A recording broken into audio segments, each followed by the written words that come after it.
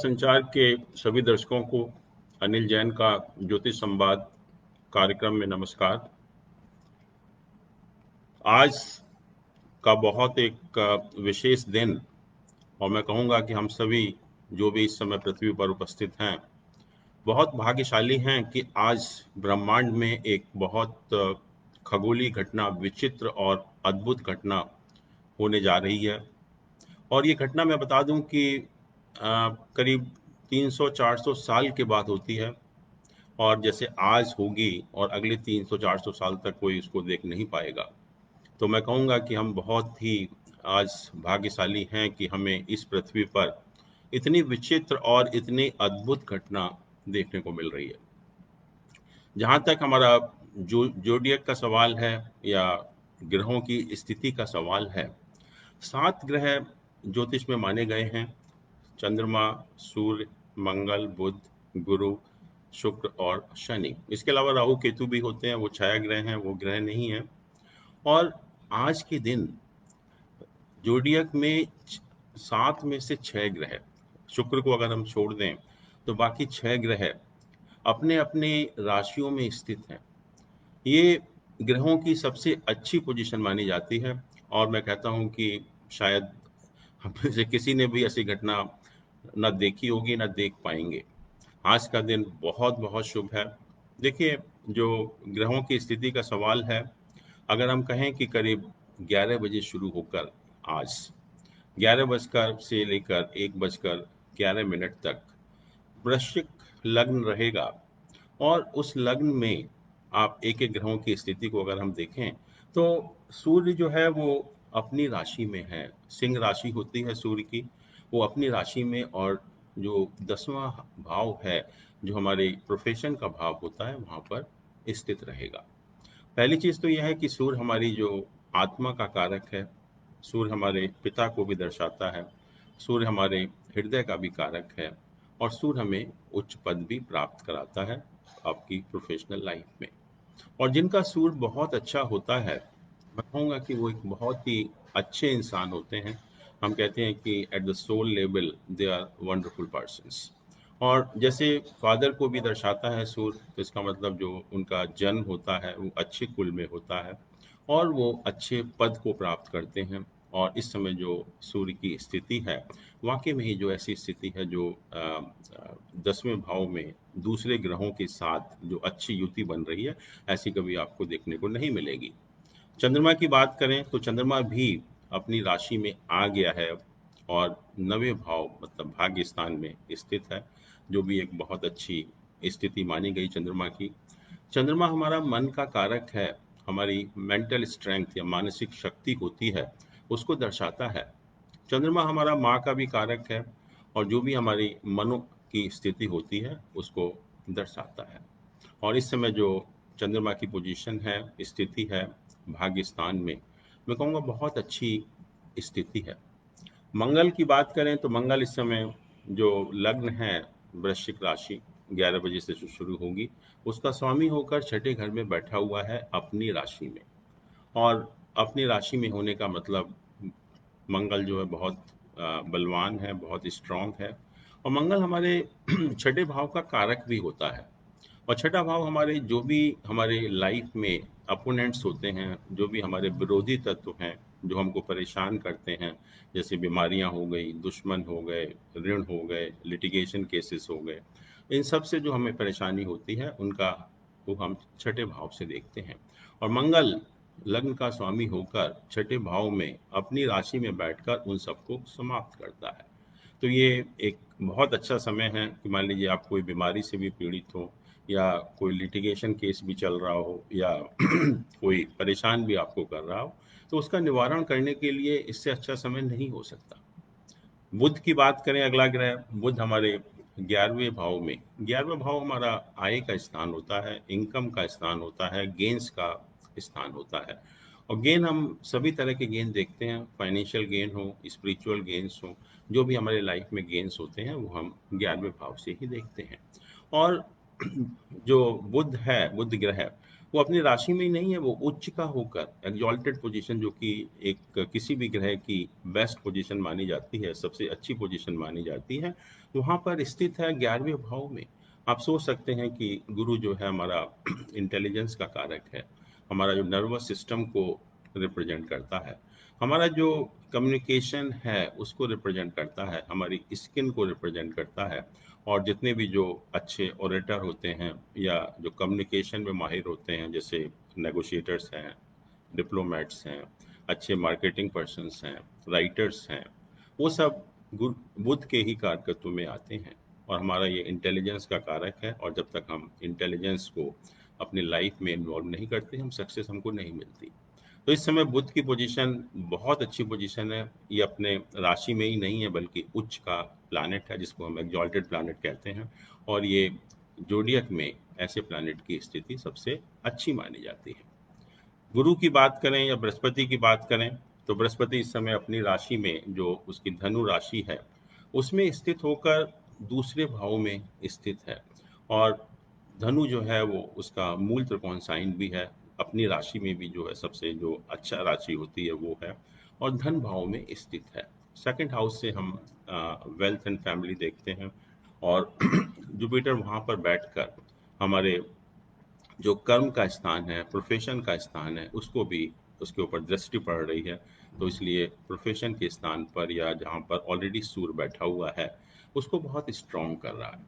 तो ये एक बहुत अच्छी पोजीशन है गुरु की। और गुरु भी एक ऐसा ग्रह है जो हमारी लाइफ के लिए, हम सब के लिए उसकी ब्लेसिंग बहुत ज़रूरी है। जैसे कि हम कहते हैं कि हमें ईश्वर की आशीर्वाद चाहिए, गुरु का आशीर्वाद चाहिए, वो हमें इसके गुरु की या जुपिटर की ब्लेसिंग से मिलता है। और जब भी जुपिटर किसी भी व्यक्ति का वेल प्लेस्ड होता है, तो समझिए कि गुरु का आशीर्वाद या ईश्वर की ब्लेसिंग उसके साथ है हमेशा, उसके साथ कभी कोई बुरा नहीं होगा, और उसके लाइफ में प्रॉस्पेरिटी ही आएगी, समृद्धि ही आएगी, ये मान कर चलिए। और इसीलिए हम कहते हैं कि अगर किसी भी व्यक्ति का गुरु अगर वेल प्लेस्ड है आपके हॉरोस्कोप में, तो उसे किसी घबराने की जरूरत नहीं है, क्योंकि ईश्वर का साथ है उसके साथ। कोई प्रॉब्लम आएगी तो ईश्वर देख लेगा अपने आप जो है। और कहा कि जो अगला ग्रह शुक्र है, शुक्र जो है अपनी राशि में नहीं है, क्योंकि मैंने कहा कि 7 में से 6 ग्रह अपनी राशि में हैं शुक्र को छोड़कर। लेकिन अगर शुक्र की पोजीशन भी अगर हम देखें 11 से 1 बजे के बीच में आज, तो ये भी भाग्य स्थान में चंद्रमा के साथ प्लेस्ड है। और ये हमारा सप्तम भाव का स्वामी है। सप्तम भाव हमारा केंद्र का स्थान होता है, और जो भाग्य स्थान है वो त्रिकोण स्थान है। तो केंद्र का स्वामी त्रिकोण स्थान में बैठना एक बहुत अच्छा राजयोग माना गया। तो जब हम शुक्र की स्थिति भी अगर देखें, तो भले ही वो अपनी राशि में ना हो, लेकिन इस समय वो भी राजयोग बना रहा है। शनि की पोजीशन को देखें तो शनि हमारा तृतीय भाव में अपनी जो उसकी मकर राशि है उसमें स्थित है। और शनि जो है बहुत अच्छी पोजीशन मानी गई इस स्थिति में शनि की जो है।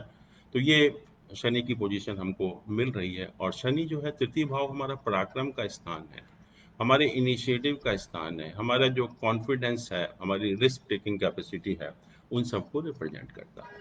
और कहते हैं कि जब शनि तृतीय भाव में होता है तो आदमी बहुत सोच समझ कर, या हम कहते हैं कि एक जैसे एक्सपीरियंस्ड आदमी निर्णय लेता है, उसी टाइप से ऐसा व्यक्ति भी निर्णय लेता है।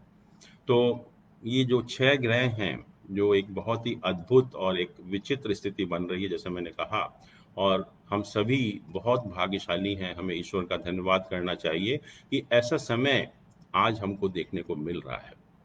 और मैं आपसे निवेदन करूंगा, और क्योंकि हमारे ईश्वर का इतना बड़ा आशीर्वाद मिला है हमको, तो आपको चाहिए कि 11 बजे से 1 बजे के बीच में जो भी आपके इष्ट देव हों, जिनकी भी आप प्रार्थना कर सकते हो, आज इतवार का दिन है, सभी की छुट्टी भी है, तो इस समय में जितना भी आप इष्ट देव की आराधना करेंगे, उतना ही अच्छा आपके लिए होगा, और ईश्वर आपकी सभी इच्छाओं को पूर्ण भी करेगा ऐसे समय में जो है। कोई भी जो आपके भविष्य के लिए महत्वपूर्ण निर्णय हो, वो आप लीजिए इस टाइम, इससे अच्छा समय उसके लिए कोई नहीं हो सकता। और जो भी आपको अच्छे या शुभ काम करने हैं, उस सब के लिए बहुत अच्छा समय है। और जैसे मैंने कहा कि ये बहुत मुश्किल से मिलता है, हर मनुष्य को भी नहीं मिलता। हम बहुत भाग्यशाली हैं कि हमको आज ये समय देखने को मिल रहा है। तो ये हमारे आज ब्रह्मांड में जो खगोलीय स्थिति है बहुत अद्भुत है, बहुत विचित्र है। और मैं कहूँगा कि आज अगर आप ईश्वर से कुछ भी मांगेंगे तो आपकी इच्छा अवश्य पूर्ण होगी। और इस समय को आप पूरा यूटिलाइज करिए। 11 बजे से 1 बजे का जो समय है, जो भी आप अपने इष्ट देव की आराधना करेंगे उतना ही फायदा होगा। जो भी आप लाइफ में निर्णय लेंगे वो ही आपके बहुत अच्छे होंगे, बहुत शुभ होंगे। और मैं मेरी भी आप सभी के लिए शुभकामनाएं हैं कि आज के दिन ईश्वर आप सभी की इच्छाओं को पूर्ण करे। आज आ, मुझे बहुत अच्छा लग रहा है कि आप लोगों ने प्रश्न पूछने शुरू किए हैं, और प्रश्न आपके कुछ व्यक्तिगत भी हैं और कुछ ज्योतिष ज्ञान के बारे में भी हैं। बट अच्छी बात यह है कि जो मेरा उद्देश्य था एक अवेयरनेस क्रिएट करने का, वो धीरे धीरे मुझे लग रहा है कि मैं उस उद्देश्य की पूर्ति की तरफ अग्रसर हो रहा हूँ। और बहुत अच्छे अच्छे प्रश्न मिलते हैं मुझे, व्यक्तिगत भी और इस ज्ञान के बारे में भी। अभी एक प्रश्न आया है, अपूर्व जी हैं मध्य प्रदेश में, उन्होंने कुछ ज्योतिष संबंधी प्रश्न ही मुझसे पूछा है। वो कहते हैं कि what is the best time to get reading done. ज्योतिष द्वारा जो आपका हॉरोस्कोप होता है उसकी रीडिंग के लिए कौन सा सबसे अच्छा समय होता है, कि हम ज्योतिष के पास किस समय जाएं जिससे कि हमें जो रीडिंग करे ज्योतिष या विश्लेषण करे हमारी जन्म पत्री का, हमें सबसे अच्छा मतलब फल मिले उस टाइम जो है। देखिए ज्योतिष में जो हम रीडिंग करते हैं एक बहुत ही कॉम्प्लिकेटेड है, बहुत सिंपल मैं नहीं कहूँगा कि बहुत सिंपल है। हमें बहुत सारी चीज़ों को देखना पड़ता है, और काफ़ी एक मैथमेटिकल एनालिटिक्स एनालिसिस या जो एनालिटिकल एबिलिटी होती है ज्योतिष की, वो बहुत ज़रूरी है। और बहुत एक कंसंट्रेशन की ज़रूरत है, मेडिटेशन की ज़रूरत है। और जब हम कंसंट्रेट नहीं करेंगे तो हम भविष्यवाणी सही नहीं कर सकते। वही चीज़ ज्योतिष के लिए ज़रूरी है। और जैसा आप जानते हैं कि जो समय होता है सुबह का टाइम, जब हमारा माइंड पूरा फ्रेश होता है, उस टाइम अगर आप किसी भी ज्योतिष के पास अपने हॉरोस्कोप की रीडिंग के लिए जाएंगे तो मैं कहूँगा कि उससे अच्छा समय नहीं होगा। शाम तक या दोपहर तक तो ज्योतिष भी एग्जॉस्ट हो जाते हैं रीडिंग करते करते, तो शायद वो उतना ज़्यादा कंसंट्रेट ना करें। लेकिन अगर सबसे अच्छा अगर हॉरोस्कोप रीड कराना है तो मैं कहूँगा कि आप सुबह के टाइम जाइए, जब ज्योतिष जो है अपना काम शुरू करते हैं। उस समय वो पूरा कंसंट्रेट कर सकते हैं, सब चीज़ों को अच्छी तरह से देख सकते हैं, और अच्छी तरह विश्लेषण करके आपके प्रश्नों का जवाब भी दे सकते हैं। इन्होंने एक क्वेश्चन और भी किया है कि एस्ट्रोलॉजी के नाम पर हमने अक्सर देखा है कि लोगों के साथ धोखाधड़ी हो जाती है। उदाहरण के लिए गूगल एस्ट्रो जैसे प्लेटफॉर्म पर फ्री रीडिंग कराना विश्वसनीय नहीं है। तो क्या आप जरूरी समझते हैं कि सही ज्योतिष की तलाश करनी चाहिए रीडिंग कराने से पहले, और हम किस तरीके से एक सही ज्योतिष की तलाश कर सकते हैं? मैंने आपसे बार बार चर्चा की इस विषय में कि जहाँ तक ज्योतिष का ज्ञान का सवाल है, ये ज्ञान अभी भी बहुत सीमित है। और हम जानते हैं कि हमारा भारतवर्ष हो या विदेश हो, संसार की कोई भी स्थान हो, बहुत सारे लोग इस व्यवसाय को करते हैं और ज्योतिष संबंधी काम करते हैं। बट मैं आपको बता दूं कि करीब 95% या 95% लोग ऐसे हैं जिनको ज्योतिष का कोई ज्ञान नहीं है, और वही काम कर रहे हैं। और ताज्जुब की बात है या हमारा विडंबना है कि हम उन्हीं के पास जाते हैं, और अभी भी जो 95% लोग ऐसे लोगों के पास जाते हैं जिनको कोई ज्ञान नहीं है ज्योतिष का, वो भ्रमित होते हैं। और फिर दोष हम इस ज्ञान को देते हैं कि ये ज्ञान शायद लोगों को भ्रमित कर रहा है, बहुत अच्छा ज्ञान नहीं है। लेकिन वास्तविकता ये है कि हम सही जो लोगों को ज्ञान है उसके पास हम जा ही नहीं पाते। और एक हमारे मन के अंदर एक धारणा बनी हुई है, एक माइंड सेट ऐसा हुआ है कि मंदिर में बैठा हुआ पुजारी वो ही ज्योतिष है, और कोई ज्योतिष नहीं है। एक हमने एक पिक्चर बना दी माइंड में शुरू से ही कि एक मंदिर में बैठा हुआ पुजारी है, वही ज्योतिष है एक। या कोई ऐसा उल्टा सीधा वेश बनाकर, जैसे आप लोग टीवी वगैरह पर देखते हैं कि ऐसे वेश बनाकर, उल्टा सीधा बनाकर, और अपने आप को बहुत बड़ा ज्योतिष होने का दावा करते हैं। बट जो मेरा ज्ञान हुआ है, मेरा जो एक्सपीरियंस है करीब 40 साल का इस क्षेत्र में, मैंने देखा है कि ऐसे लोगों को कोई ज्ञान नहीं होता ज्योतिष का। वो लोगों को वाकई में ही भ्रमित कर रहे हैं। और आपका प्रश्न बिल्कुल सही है कि एक बहुत बड़ा प्रश्न है कि हम सही ज्योतिष की तलाश कैसे करें, क्योंकि 95% लोग तो आपको ऐसे ही मिलेंगे जो आपको भ्रमित करेंगे और उनको ज्ञान नहीं है ज्योतिष का। और जो आपने बात की कि गूगल एस्ट्रो वगैरह पर भी जो फ्री रीडिंग होती है, आप देखते हैं कि आजकल सारा सॉफ्टवेयर के थ्रू होता है। जो भी आप सॉफ्टवेयर में डाल देते हैं अपना डिटेल, तो अपने आप प्रेडिक्शन आ जाती है, और वो अपने सॉफ्टवेयर के हिसाब से आती है। और सॉफ्टवेयर की प्रेडिक्शन आप मान कर चलिए कि जनरल हो सकती है बहुत ज़्यादा, लेकिन एक्यूरेट नहीं हो सकती। उसमें सब चीज़ों का समावेश नहीं हो सकता।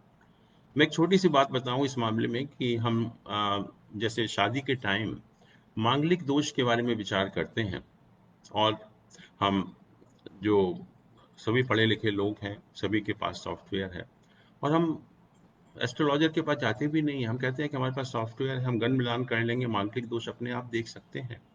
और हम मांगलिक दोष देखते हैं, और उसी के बेसिस पर हम खुश हो जाते हैं कि मांगलिक दोष है अथवा नहीं है। लेकिन वो पूरी की पूरी गलत धारणा है। कोई भी सॉफ्टवेयर सही नहीं बताता मांगलिक दोष के बारे में। मांगलिक दोष को वहां पर सिर्फ हम लग्न से देखते हैं कि लग्न से जो है 1 2 4 7 8 12 घरों में, भावों में अगर मंगल है तो मांगलिक दोष होता है। लेकिन वास्तविकता जो परिभाषा है ज्योतिष के हिसाब से मांगलिक दोष की, हमें इन भावों को लग्न से ही नहीं देखना, चंद्रमा से भी देखना है और शुक्र से भी देखना है। और उससे भी जो विचित्र बात यह है कि मांगलिक दोष सबसे ज्यादा जो बड़ा दोष माना गया वो शुक्र से माना गया, उससे कम चंद्र से माना गया, और सबसे कम लग्न से। हमने चंद्रमा से और शुक्र से तो देखा ही नहीं, क्योंकि सॉफ्टवेयर में है ही नहीं। और हम ऑलरेडी सिर्फ एक लग्न से देखकर बहुत खुश हो जाते हैं कि मांगलिक दोष नहीं है। तो कहने का मतलब ये है कि सॉफ्टवेयर के द्वारा जो फ्री रीडिंग की जाती है वो सही नहीं हो सकती। हो सकता है कुछ सामान्य बातें ठीक हों, लेकिन पूरा का पूरा सही होना वो ठीक नहीं है। तो इसलिए बहुत ज़रूरी है कि जब भी हम आ, सोचें कि हमें हॉरोस्कोप की रीडिंग करानी है, तो एक ऐसे एस्ट्रोलॉजर के पास जाइए जो उसको ज्ञान हो उसका। और इस ज्ञान के जानने वाले भारतवर्ष में बहुत हैं, कोई कमी नहीं है। आपको हर शहर में मिलेंगे, और बहुत अच्छे अच्छे ज्ञाता हैं। बट थोड़ा सा मैं यही कह सकता हूँ कि जो लोग हैं वो पता नहीं चलता, क्योंकि 95% लोग तो ऐसे ही हैं जिनको इस विषय का कोई ज्ञान नहीं है। तो मैं आपसे यही रिक्वेस्ट करूंगा पूर्व जी कि आप हॉरोस्कोप रीडिंग कराने से पहले थोड़ा देख लें कि जो जिस ज्योतिष के पास आप जा रहे हैं उसको ज्ञान है अथवा नहीं। वो आपको बहुत सारे सोर्सेस हैं, उससे आपको पता लग जाएगा। अभी मेरे पास कुछ व्यक्तिगत प्रश्न भी आए हैं, मैं उन प्रश्नों को भी लेना चाहूंगा, थोड़े प्रश्नों को जो है। उसमें से एक अंकुर सिंह विशेन हैं देवरिया से। उन्होंने एक प्रश्न किया है। उन्होंने जो अपना डेट ऑफ बर्थ बताया है वो 8 अगस्त 1996 है, टाइम 1:20 है, और जो जगह है वो देवरिया का जगह है एक्चुअली में। तो इन्होंने जो, जब हॉरोस्कोप हम देखते हैं इनका, तो हम देखते हैं कि जो इनके जो प्लैनेट की पोजीशन है बहुत अच्छी है। लग्न इनका टॉरस राशि है, वृष राशि है, जहाँ पर उच्च का चंद्रमा स्थित है। बाकी भी प्लैनेट की पोजीशन बहुत अच्छी है, लेकिन इस समय जो इनकी विंशोत्तरी दशा चल रही है वो राहु में शनि की दशा चल रही है। और राहु में शनि की दशा नॉर्मली बहुत अच्छी नहीं होती, मैं कहूँगा कि खराब ही होती है। और एक चीज़ के लिए खराब नहीं होती, बल्कि लाइफ के सभी एस्पेक्ट के लिए खराब होती है। और ये जो दशा इनकी चल रही है ये 10 अप्रैल 2021 तक है। इसका मतलब जो परेशानियों से ये जो जूझ रहे हैं इस समय, ये दशा या स्थिति अप्रैल 21 तक चलेगी। और अप्रैल 21 के बाद जो इनका दशा शुरू होगी, राहु में बुध की दशा शुरू होगी। और इनका जो बुध का ग्रह है वो 5वें भाव का स्वामी होकर अ, चौथे स्थान में या केंद्र स्थान में बैठा हुआ है, जिसको हम एक भाग्य स्थान केंद्र स्थान कहते हैं। और जब भी त्रिकोण का स्वामी केंद्र में स्थित होता है तो एक बहुत अच्छा राजयोग बनता है। तो इसका अर्थ यह है कि जो भी आपकी समस्याएं हैं वो स्थिति अभी अप्रैल तक ऐसी ही चलने वाली है। और अप्रैल के बाद जब राहु बुध की दशा शुरू होगी, उस टाइम आप देखेंगे कि आपकी सारी समस्याओं का हल अपने आप हो जाएगा और लाइफ में हर चीज़ जो भी होगी वो पॉजिटिव होगी। आप ये मान कर चलिए कि जो इस समय है, this is the worst period of your life. और ईश्वर करेगा कि शायद दोबारा से कभी ऐसा पीरियड नहीं आएगा आपकी लाइफ में। और अप्रैल के बाद सब कुछ सामान्य हो जाएगा और आप देखेंगे कि जो नॉर्मल जो फैमिली की लाइफ है या जिंदगी की गाड़ी है वो नॉर्मल पटरी पर आ जाएगी। एक प्रश्न झांसी से आया है अभी, और जो डेट ऑफ बर्थ है 6 सितंबर 75 है। टाइम सुबह का 5:15 है और जगह है झांसी। और इन्होंने जो प्रश्न किया है कि इनके जिंदगी में मकान का योग है अथवा नहीं है, मकान का योग है अथवा नहीं है। इनका भी देखें तो इनकी जो प्लैनेट की पोजीशन है, इनका जो लियो लग्न है, मतलब सिंह राशि है लग्न में, और वहाँ पर 3 प्लैनेट सूर्य, चंद्रमा और शुक्र स्थित हैं वहाँ पर। और जो गुरु है, जो मेन प्लैनेट ऑफ प्रॉस्पेरिटी होता है, वो भाग्य के स्थान में है और भाग्य के स्थान में बैठकर वो आ, लग्न को देख भी रहा है। चंद्रमा जो है वो 10वें घर में है इनका, और 10वें घर से जो चौथा घर है, चौथा भाव है, वो उसकी अपनी राशि है, उसको आस्पेक्ट कर रहा है। तो जब भी कोई भी ग्रह अपने भाव को आस्पेक्ट करता है तो उस भाव के संबंध में एक राजयोग बनाता है। और जब हम कोई भी आ, अचल संपत्ति की बात करते हैं, इमूवेबल प्रॉपर्टी की बात करते हैं, तो हम चौथे भाव से देखते हैं उसको। और मंगल जो है वो अचल संपत्ति का कारक भी है। तो यहाँ पर जैसे मैंने कहा कि मंगल चौथे भाव को, जो कि अचल संपत्ति का घर है और मंगल कारक है उसका, तो वो वहाँ पर उसको आस्पेक्ट कर रहा है, उसके ऊपर उसकी दृष्टि है। और इस समय जो इनकी दशा ऑपरेट हो रही है, विंशोत्तरी दशा जो ऑपरेट हो रही है, राहु में सूर्य की दशा है, जो कि 15 मार्च 2021 तक चलेगी। उसके बाद राहु में चंद्रमा की दशा चलेगी, जो कि 17 सितंबर 2022 तक चलेगी। और उसके बाद राहु में मंगल की दशा आएगी, जो कि 6 अक्टूबर 2023 तक चलेगी। और जब ये राहु मंगल की दशा आएगी, क्योंकि मंगल जो अचल संपत्ति का कारक भी है और अचल संपत्ति वाले भाव को देख भी रहा है, तो उस टाइम में आपका मकान बनेगा। और बनेगा ही नहीं, मतलब मैं कहूँगा कि एक मकान नहीं बनेगा आपकी लाइफ में, और भी मकान बनेंगे और अचल संपत्ति से डेफिनेटली आपको लाभ होगा। एक प्रश्न ओम शर्मा जी ने भेजा है, जो बच्चे का डेट ऑफ बर्थ है 12 सितंबर 2015, 12:45 और देहरादून। इन्होंने कहा है कि बच्चा बहुत जिद्दी है, पढ़ाई में मन नहीं लगता है, कहना नहीं मानता, कृपया कुछ उसके उपाय बताएं। तो अगर हम इनका हॉरोस्कोप देखें,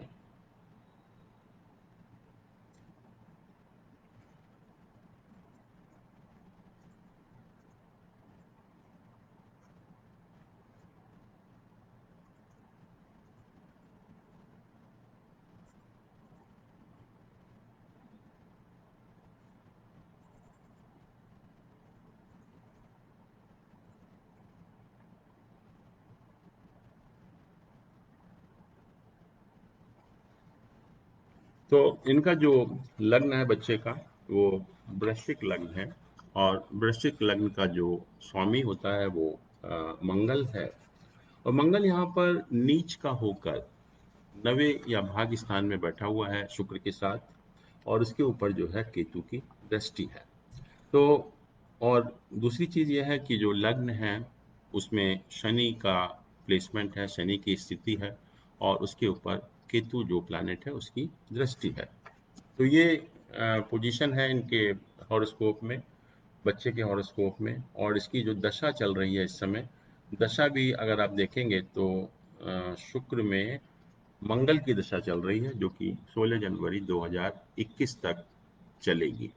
इसका अर्थ ये हुआ कि बच्चे के ऊपर मंगल का प्रभाव तो है ही हॉरोस्कोप के हिसाब से, लेकिन दशा भी, सब पीरियड भी या अंतरदशा भी मंगल की होने के कारण जो अ, जो स्थिति है थोड़ी सी गंभीर हो जाती है। और या हम कहेंगे कि मंगल का उसके ऊपर पूरा का पूरा प्रभाव आना शुरू हो जाता है बच्चे के ऊपर। और उसी की वजह से ये जो है स्थिति बनी हुई है। और आप अगर थोड़ा सा भी उपाय करेंगे मंगल का अगर आप बच्चे के हाथ से हनुमान जी के मंदिर में, किसी अच्छे मंदिर में जाकर चोला चढ़ा देंगे तो उसका आपको बहुत फायदा होगा। और वैसे भी जनवरी के बाद मंगल की दशा का प्रभाव कम हो जाएगा, तो बच्चे की स्थिति जो है वैसे ही थोड़ी सी अच्छी हो जाएगी।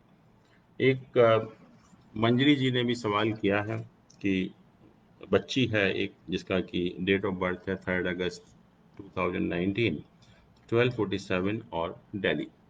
कहते हैं कि इस बच्ची को चोट लगती रहती है।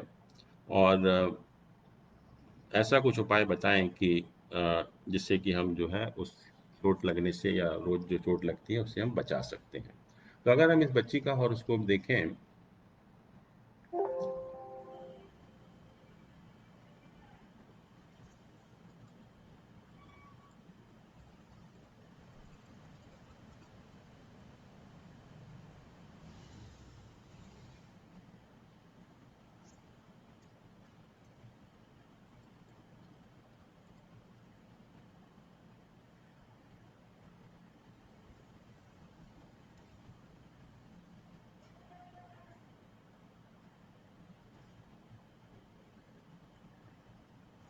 इस बच्चे के का भी जो लग्न है वो लिब्रा साइन है, तुला राशि है। और मंगल जो है वो 10वें भाव में स्थिति है। तो मंगल और राहु दोनों लग्न को देख रहे हैं, जो कि एक चोट लगने का कारण भी है। और इसके अलावा जो इस समय दशा ऑपरेट हो रही है शुक्र में, मंगल की दशा है। और जो 14 जनवरी 2021 तक रहेगी। तो दोनों चीज़ों का प्रभाव, मंगल का प्रभाव, राहु का प्रभाव लग्न के ऊपर है, जो कि एक चोट लगने का कारण बनता है। और दूसरा, इस समय जो शनि का गोचर है वो भी इनके चौथे भाव में है, जिसकी वजह से वो भी लग्न को देख रहा है। तो मंगल, शनि और राहु का जो कॉम्बिनेशन बनता है अ, लग्न के ऊपर, वो एक चोट लगने का कारण है। उसके लिए बच्ची बहुत छोटी है। तो मैं तो ये कहूँगा कि या तो ये कर सकते हैं कि जैसे बच्चों को हाथ में पहनाते हैं, एक काले और सफ़ेद मोती का एक कड़ा टाइप का पहनाते हैं, वो पहना सकते हैं। या बच्ची का हाथ लगाकर गुड़ में जो है अगर वो गाय को खिलाएंगे तो उससे भी जो है काफ़ी अच्छा रहेगा। और एक वीनू गोयल एक क्वेश्चन पूछ रही हैं कि हमने पढ़ा है कि सन और Mercury are never more than 29 degree apart. So how is it possible that today Mercury and Sun are beyond 30 degree, because now they will be in the third house and fifth house, a difference of more than 29 degree. Kindly explain how it has become possible. तो आज की जो हम स्थिति देख रहे थे ग्रहों की, लेट अस सी दैट।